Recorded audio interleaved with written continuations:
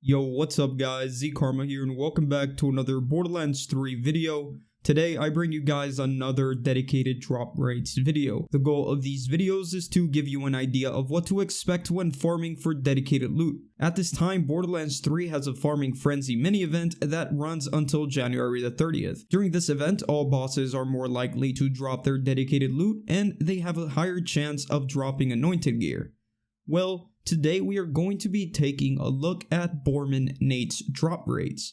I will show you the loot that I got after 500 kills on Mayhem 4. His dedicated loot pool contains the saw bar assault rifle, the cycle stabber pistol, and the cutsman SMG. We are going to be taking a look at his dedicated drop rates as a whole, and also the drop rates for each of these weapons. So before we get into the results, I wanted to let you guys know that according to YouTube, 87% of the people that watch my videos are not currently subscribed. So if you guys find these videos helpful or informative, please don't forget to hit that like button and subscribe for more content. So with that out of the way, let's just get straight into the results. After 500 kills of Borman Nates on Mayhem 4, I had 123 dedicated drops, and 86 of those were anointed.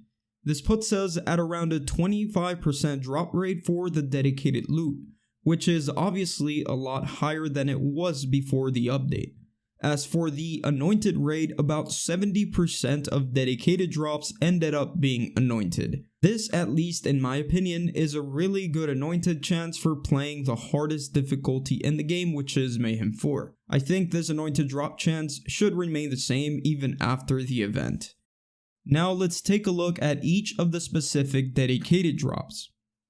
So out of the 123 dedicated drops, 37 of them were the saw bar assault rifle, 26 of those were anointed, and 39 were the cycle stabber with 30 anointed, and 47 of those were the cutsman SMG, and there were 30 anointed. So the saw bar dropped at a rate of 7.4%, and it had a 70% chance of those drops being anointed. And I think this drop rate is actually very decent, but maybe for an event like this, a little higher chance than 7.4% wouldn't hurt.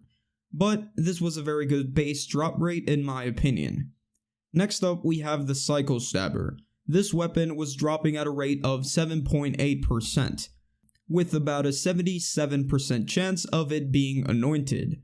As you can see, the results between these two weapons is very similar, and in my opinion, this is a very good base drop rate and believe they should remain this way for the remainder of the game. And finally, we have the cutsman. This weapon dropped at a rate of 9.4%, which is the highest out of these three weapons. And as for the anointed chance, it was about a 64% chance of dropping anointed. So as you can see, the cutsman had the highest chance of dropping and the lowest chance of it being anointed. And although just by looking at these results you can conclude that the cutsman has a higher drop chance, this might not be entirely true. I was keeping track of my drops throughout the whole 500 kills, and these weapons were dropping at very close rates. In fact, there was points where I had more saw bars, points where I have more cycle stabbers, and points where I had more cutsmans. So in my opinion, these weapons were actually dropping at a very similar rate.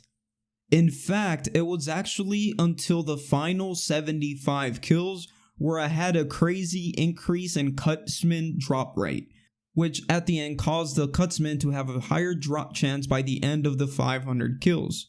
So judging by the way things panned out, I believe that each of these weapons actually has the same chance of dropping. So I would put each of these weapons at a 7 to 8% drop rate. So theoretically, you should get 7 to 8 of each of these weapons every 100 kills.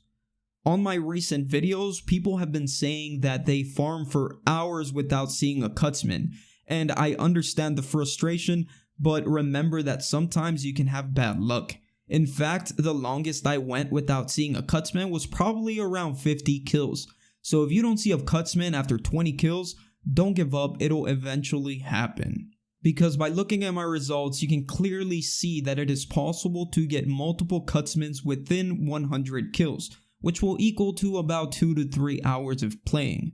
So in conclusion, I believe that these drop rates are very good to be kept as the base game rates. As for it being the farming frenzy event, I definitely think that these drop rates could use a little push, because after all, this event is for those people who don't have as much time as people like me and maybe some of you to play the games. So this event should be for them to be able to obtain some of these weapons within a reasonable amount of time.